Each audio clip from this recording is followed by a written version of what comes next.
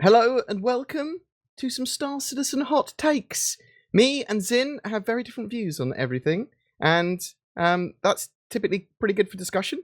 So we're going to be talking about Star Citizen release dates and the sort of lengthy, long development of the project. So if you have views on that, feel free to comment and join in the conversation down below in a civil way. We may be poorly informed about some of this stuff.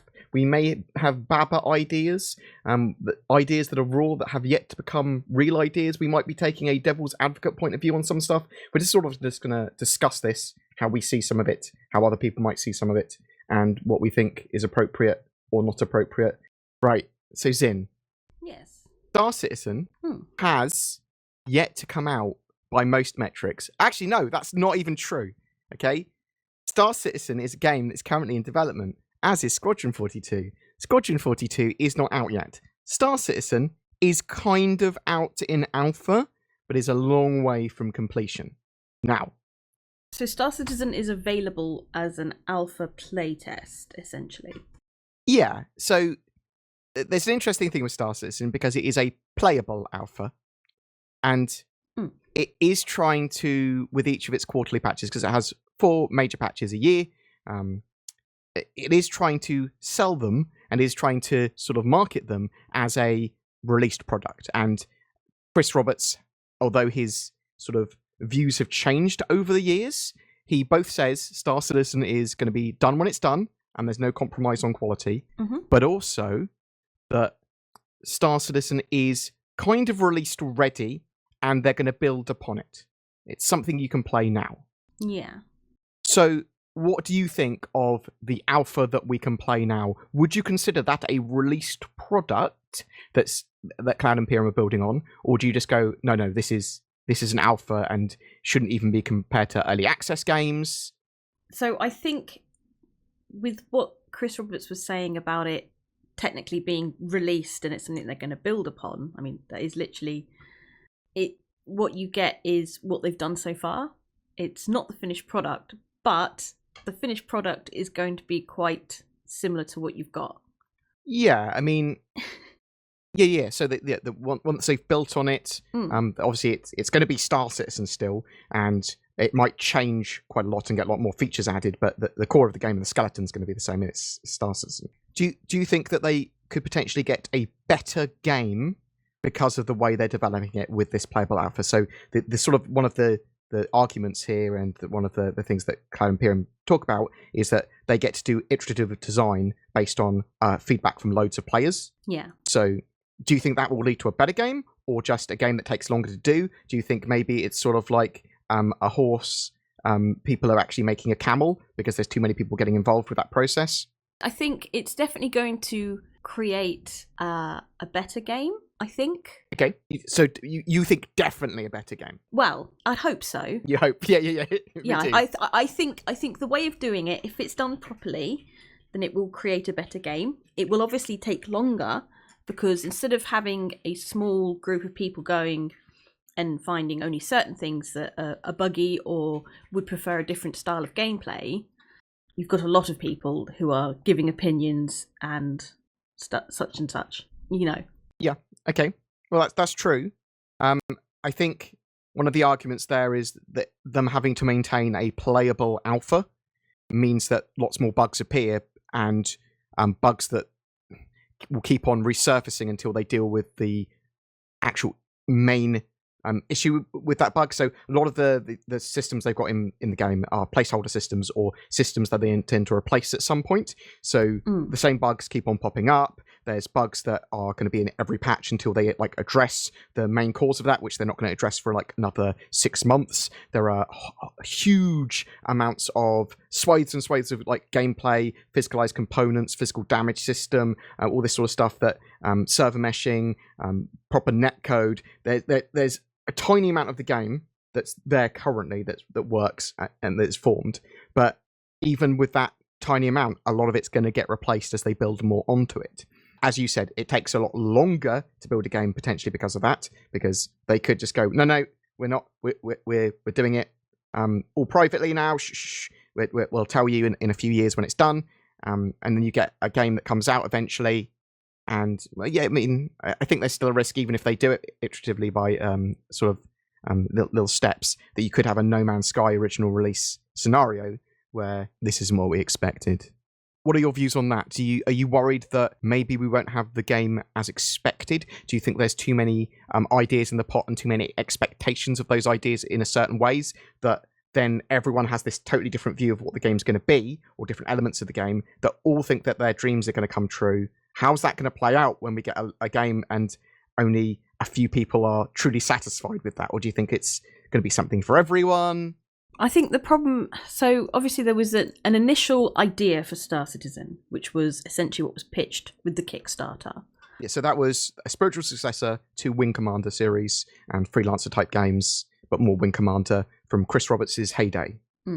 I think... I mean, I don't know. I wasn't there. I wasn't interested in Star Citizen when it first came out, or was first conceptualized. Or up until recently, in fact. But I think, from what I know, Star Citizen has developed further than what was initially dreamt of. That is an understatement, Zin, but yes. Yeah, so obviously that's increased development times and obviously bugs and stuff as well, because you're trying to shoehorn more stuff in, and I can only assume that they've had to like redevelop things many times, many iterations. That is true, indeed. It's sort of a lot of the... So end of 2015, they sort of rescaled and re-geared the game, and the development as we sort of know it now for the Persistent Universe started to really take shape. Up until then, they've done work, they haven't lost it all or anything, but there was a lot of inefficiency, and there was a lot of, some of those years, the game was gearing up, shall we say, and the development hadn't started properly, question mark? I mean, I do have a feel of that I've kind of come along when it's been in a more playable state and a more complete, not complete, it's far from complete, but like it is a bit more like this is a thing that they say a lot of. It's like we haven't done everything, but the tech's there. So I feel like I've come in at a point where a lot of the tech is complete, but it's just a case of, I don't know, plugging it all together or making the artwork for everything. So there's a proper skeleton to the game now, and it is relatively stable compared to what it used to be. So when Zin first started working for me, when I was going to record B-roll for stuff, she got annoyed a couple of times that it's crashing or I can't get to where I need to get to. That would have been a good day in Star Citizen a few years ago. Like, just a few crashes, I was actually able to do what I want. There were huge, terrible problems with rubber banding and desync and constant crashes and 0 frames. I mean, one of the things before we had some of the object container streaming stuff, you'd have single-digit frames on top-end PCs. It was bad, and the how far they've come with the core of the game is absolutely fantastic. But I think that Star Citizen is still a long-term development game. There's still loads more to do. Sort of like by my gut estimation, 2025 is the sort of time that I would say maybe they'd be deep in beta or potentially looking at a release optimistically. How long, Zin, do you think is appropriate or okay for it to be in long-term development but in playable alpha like it is now? So it is, if they took another 10 years, will you be like, oh, that's too long? Or is 5 years too long? Or I think 5 years is pushing it. Okay. Really. I mean, if everything that because I obviously follow the development to a certain degree. I do have to watch the Inside Star Citizens and look up information and things like that. I make her do these things. It's part of my job. But I feel like, and I kind of feel like maybe they feel, or they're just trying to make people think that they feel that they are getting to a point where everything's coming together, and it's just a matter of, getting it done, basically. Do you have confidence from what you've seen in Cloud Imperium that they'll be able to do, at least to a relatively good standard, what they've said so far? I hope so. You're not a game developer yourself, and you can only I don't know, yeah. You can only take them at their word. I think it's the... I do like the fact you're relatively cautious, that sort of stuff. So from my point of view, I'm pretty confident that Cloud Imperium will be able to do what they say they're going to do with a lot of the features. I do think everyone has different ideas and takes on all of these features, and I think that there is going to be some features that people will find very disappointing, but other people like them. But I do think there's probably going to be a little bit of something for everyone, or a lot of something for everyone, hopefully. Any features like server meshing, which is core to Star Citizen, allowing it to be a proper MMO, allowing everyone to be on the same server. Say it doesn't work exactly as they want it. Say there are big restrictions in the fact you can only have 2,000 players per few servers in a grid. Like 9 servers, you can only have like 2,000 players in them or something. Well, that's not ideal, but that's still workable. You could still have a genuinely great space game where there's a god AI that takes into account everyone's sort of things that they've been doing, and it puts people in the right areas so that they're actually going to have some competition with other players. They might have to have regional servers. So they go, well, actually, we're having American servers and European servers and Asian servers. Okay, well, that's not ideal. I suspect you'll be able to jump between them, but they will do the next best thing if the first best thing doesn't work. If it so much doesn't work as they want, if a feature doesn't work as they want, they'll go for the next best, and that could happen. And you've got to be relatively realistic about that. I think one of the other things is that they are self-publishing this, so they don't have anyone beyond us as backers burning a candle under their ass or fire under their butts or whatever the metaphor is. Well, possibly investors, but they've only got a couple, haven't they? That is true, actually. Now they've got the Calder brothers. Calder? I assume we don't know the technicalities of their investment. No, we know the amount of money that Calders have invested, at least what they publicly revealed, which you can see on Cloud Imperium Games' website. We know that the Calder brothers only have a minority share in the company. They don't control anything. They're looking to get an investment back. Yeah. So actually, this is a good segue. So the Calders... a lot of that money that they invested is going into marketing and setting up a marketing department, and eventually I believe it was sort of like going to be marketing for Squadron 42 as well. Now, we don't have a Squadron 42 release date, but unless some weirdness happens, Squadron 42 should be coming out significantly before Star Citizen's Persistent Universe is fully live. Yeah. Now, when do you think Squadron 42 might appear, Zin? I don't know, and this is actually something I was thinking about the other day. Because you mentioned about, it's not likely to be before 2022. Because there's work that looks like it's going into 2022. Because there's work that's going on the into 2022. Now, I've not particularly looked at this roadmap properly. I usually just give it a slight glance. But is that particular to the first chapter? Can you be more specific? What do you mean? So obviously, Star Citizen is now, Squadron 42 is now going to get released in 3 parts. So not now. So Squadron 42, okay, yeah, is coming in episode 1, 2, and 3. Yes. Yeah. However, episode 2 and 3 are not the splitting up of Squadron 42. They are effectively separate games. Yes. They are additions to the original idea. They wanted to originally have a mission pack for Squadron 42, which then became Squadron 42 Episode 2, and then they went, well, let's have Episode 3 as well. Let's make it a trilogy, as far as I'm aware, anyway. That's all good things come in trilogies. Well, sometimes. But so is the stuff on the roadmap specific to that first chapter of Squadron 42? Yes, it will be specific to Squadron 42 Episode 1, although obviously a lot of it might get used in the other ones, because same engine, same game, sort of. It's all as far as I'm aware, specific to Squadron 42 Episode 1. It is made of, I believe, 28 chapters, Episode 1, so there's a bit of confusion when people go Episode 1, Chapter 1, all that sort of stuff. Yeah.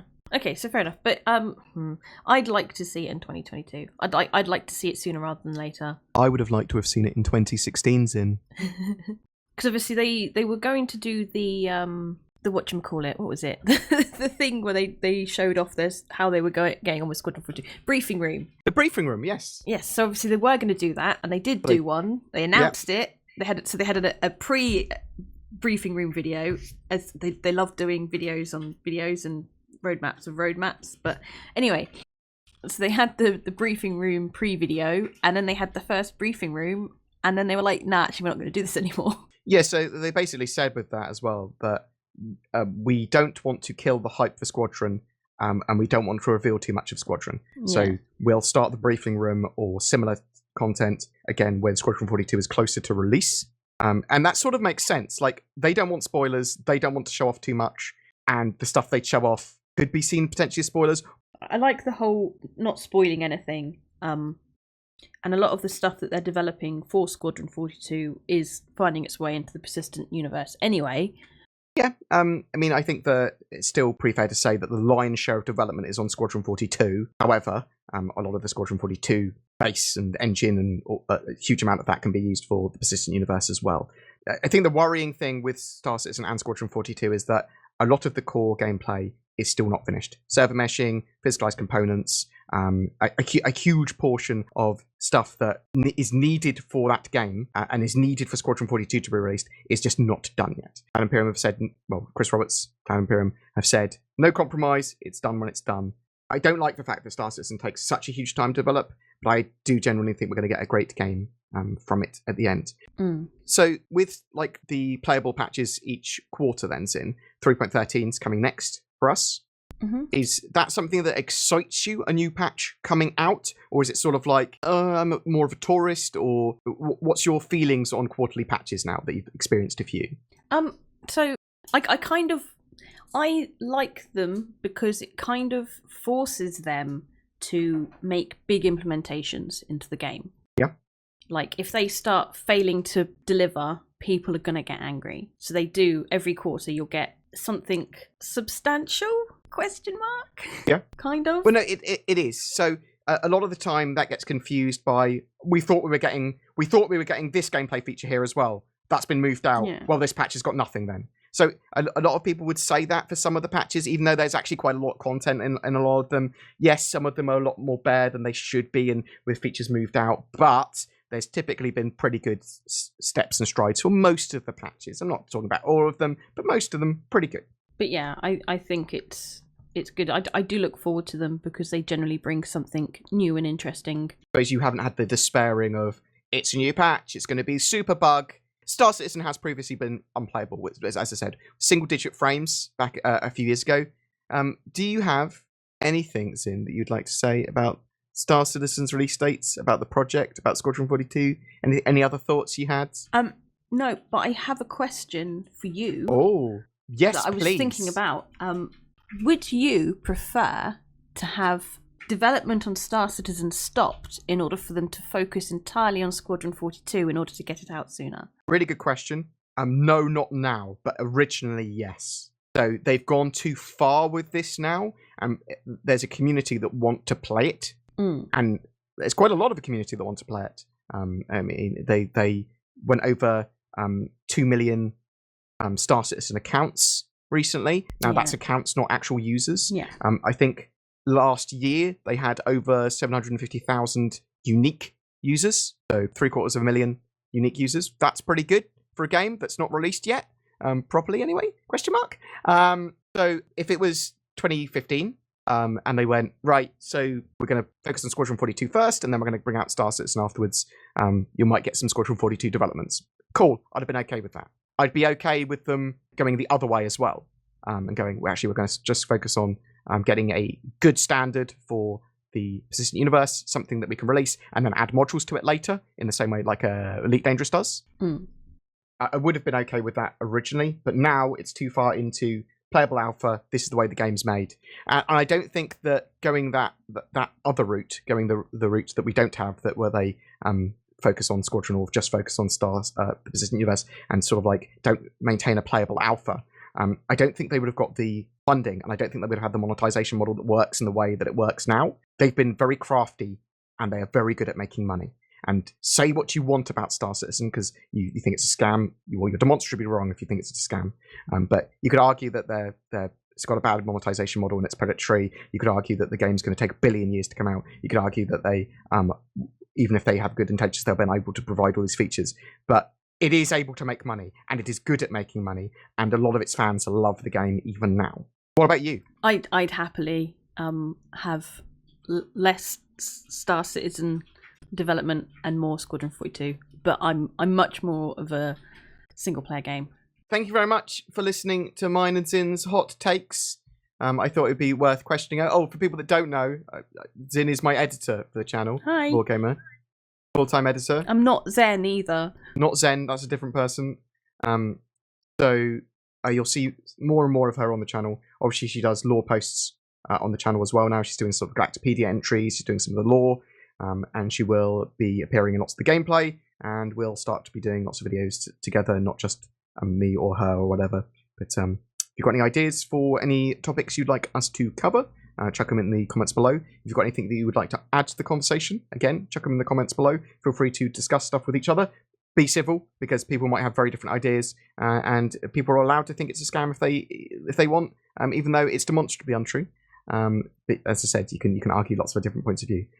Thanks for watching, guys. You take care, and say goodbye, Zin. Goodbye, Zin. Oh, look at her. She's tricksy. Thanks for watching. Peace. Bye. I'm a massive NordVPN shill. Zin somehow represents shilling on the screen. In the current climate and modern digital age, you want your spaceships and internet browsing histories to remain yours and yours alone. I don't want some guy, let's call him Big Jake. I don't want Big Jake to see what I've been looking at. I don't want to even keep a record of what I've been looking at. No stealing my credit card infos. No. NordVPN provides protection and anonymity, it makes you anonymous, and accessibility to the internet. And if you are looking for a VPN, consider it, because it's also cheap. We use the links below for discounts and deals. Every month we have a ship giveaway, and March is no different. We're giving away a trio of ships, one each to 3 lucky winners. This month with a Origin 100i, 125A and 135C, all with game packages. Zin, have them flying around screen. All you need to do to be in for a chance to win one of those is comment on any of my videos made throughout the month. More details down below in the description. Please remember to like, subscribe and share the video, tickle the bell, whatever that means. It helps grow the channel and helps us make content more regularly. If you would like to further support the channel, please consider becoming a YouTube member with the join button below the video. You'll get some exclusive content each month, as well as a badge and emotes to use in your comments. There's also Patreon and direct donation links too. It's all down in the description below. Click all of it. All of it. Thanks for watching. I hope you have a great March and roll on Alpha 3.13. Say thanks for watching, Zin. Thanks for watching, Zin.